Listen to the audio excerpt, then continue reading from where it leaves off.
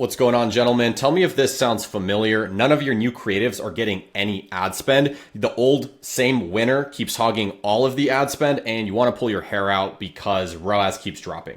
Well, you're not alone. Let's talk about why this happens, and then more importantly, how to fix it. So let's first address, why is this actually happening? Why is one creative hogging majority ad spend? I'd be willing to bet it's one of three things or all of three things. And those three things are going to be based on the history of that creative that's taking up most of the spend, based on the hook rate and engagement rate that that creative has, and based off of that creative's ability to feed the optimization event that you're trying to optimize for.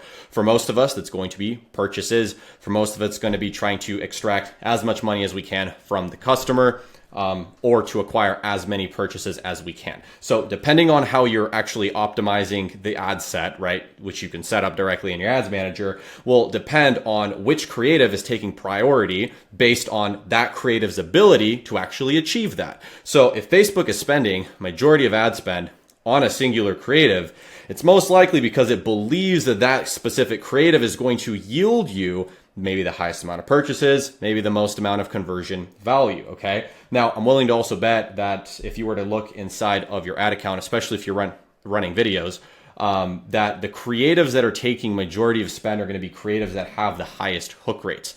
That's simply saying that those are going to be the creatives that are able to stop and grab the attention of the most amount of people. I'd be willing to bet that's actually, playing a role here inside of everybody's account, because it's certainly playing inside of mine. History and engagement. This is another one that it's kind of a no-brainer, but it makes a lot of sense if you think about it. The creatives that are running for the longest period of time, right, have accumulated a bunch of comments, a bunch of social proof in the comments of people, maybe previous customers that are saying, I got it, it worked great, whatever it may be. It's directly it adds a level of social proof, which can actually improve the click-through rate and the effectiveness of the creative that you're running. Now, these are majority of reasons why I would say one singular ad creative is actually sucking up the spend. Now let's talk about the issue. The issue is most people try to beat that creative, right? So most of us are like, okay, well, how can I get a better hook rate on it? How can I, create a bunch of variations to try to one up that? And while yes, you can crack new hooks that can yield higher hook rates and get that new variation to spend, it doesn't solve the core issue here, which is you don't have good enough content to feed the awareness that is being generated by that one ad. Now, I want to break that down a lot more since it's super important. So you're spending a bunch of money on this winning ad. This winning ad is creating awareness. Now, what most people are trying to do is create or recreate or try to one up this creative here, right? This winning creative here, when all that's doing is smashing the same people over the head with a stage of awareness that they might not need to be marketed to in order to convert. Now, what do I mean by that, right? So I don't know how many of you guys have gone down the rabbit hole of the different stages of awareness that exist. You can easily go and type in stages of awareness, and we can see the 5 different stages of awareness that we have here. Now, let's just say that your winning ad is hitting people that are in the problem aware stage. They know they have a problem to solve, right? You're introducing your product as the solution to their problem. All is great. It's converting decently, maybe break even, maybe making some money, but over time you're trying a bunch of new ads and that campaign is just continuing to shovel spend to this the problem aware creative that's been working really well. Nothing else is able to beat it. ROAS is going down on the campaign level day by day. What do? Well, one of the easiest, lowest hanging fruits that everybody has who has some type of winning creative already is to identify content that's going to be feeding these other stages of awareness, right? Because just like we were drawing on our whiteboard here, you're already creating awareness with your winning ad, right? By injecting complementary content to the awareness that you're creating here, right? So this is creating this pool of awareness, right? And if you can inject complementary content into this pool of awareness, you can directly improve campaign performance. Okay, so again, winning ad, already shoveling a bunch of awareness and generating a bunch of awareness because of the ad spend that you're shoveling at it. By injecting complementary content, which we'll talk about next, into the awareness pool that you're already generating, you can improve the overall campaign performance. So if we're talking, let's just say in the product aware stage, and we're telling people who are aware of our product, hey, our product is better than our competitors because it's organic, because it's eco-friendly, whatever the reason might be, whatever your differentiating factor is here, by creating content that's doing that, you help the overall ecosystem. I want to go ahead and actually show you guys an example directly from our ad account here as well. You'll notice how in March we had this PFN champion ad that was taking majority of spend. However, if we actually go to April, you'll notice it's not the one that's taking up most of the spend. A new one has come to the table, and a new one has actually completely taken over ad spend at a significantly better return on ad spend. Now, how can this be? And what did this creative magically do to the entire campaign that allowed it to perform really well? Well, if we actually take a look at this creative that took over majority of ad spend, you're going to see that it's not speaking to really new people. It's speaking to people who are already aware of what we sell. It's speaking to the awareness that already exists for the company that's been generated by all of the other pieces of content that we have that are speaking to higher ends of the funnel.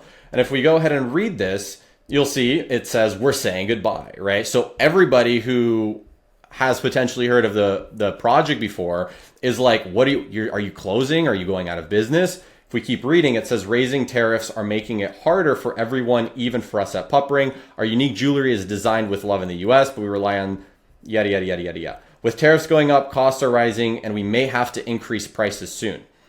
By the way, if you do something like this, make sure you actually pull through with the urgency you're playing. We did end up increasing prices, which had a good impact on the overall performance of things. That's a different story. If you've been thinking about crafting one, and then we mentioned here the offer buy one get one free ends soon. So this is a piece of content that's directly going to people who are aware of what we're selling, and speaking a lot to the existing awareness that people have of the company, right? Does that make sense? So with injecting this creative here, it was complementary to the entire ecosystem. You see what I'm saying? It was complementary to all this awareness that's being generated, and thus it performed exceptionally well. Now you can do this in so many other mediums and so many other forms. Another simple one here that I'll go ahead and demonstrate is this set over here, which has a great return on ad spend, right? It spent $700 during that same exact period. And if we were to take a look at it, you'll see it's nothing more than just a bunch of content of the product and then an image that was uploaded to the product, right? So we sell personalized jewelry for pet owners, and you can see that all we're doing here is showing the pets and then showing the jewelry with the pets on them. This is a piece of content, right? These are all pieces of content that can be fed as diverse assets and additional touch points to the awareness that people are going through. On average, you're gonna need to have 7 touch points with your customers in order to get them to convert. Now, whether these touch points are on your ads, are through your email and SMS funnels, are through a community that you pull people into, are from an influencer that your audience also sees, all of the above can work. But the bottom line is you have to speak to your customers over and over and over again with diverse content that is speaking and handling the rest of this funnel that they need to get through. That's what needs to happen in order for you to get the sale. I want to give a few other examples of different styles of content that you want to be injecting inside of your campaigns. One of my favorite, and another one that I think most people are not doing enough of, is content that's super offer focused. Now, I'll go ahead and show you guys one here that I pieced together myself in a car, but check this out. What's going on, guys? We just launched our buy one get two free sale for the end of summer of 2025 for our personalized pet themed jewelry. So if you want to send us a picture of your pet and get two other pieces for free, we can do necklaces, we can do keychains, we can do bracelets, and so much more. These are personalized and deep laser engraved with the exact photo that you send us, and they're photorealistic, making the perfect gift for a pet owner in your life. Again, for a very limited time while supplies last, we're doing a buy one get two free on all of our personalized pet jewelry. The truth is, some of the lowest hanging fruit that you all have is injecting content that will speak to people who have already interacted or seen that top spender too. There's, again, many ways you can do this: handling objections, giving people offers, explaining why you are better than the rest are all ways that you can do this. Smashing them over and over on the head with variations of your top of funnel content simply won't do that.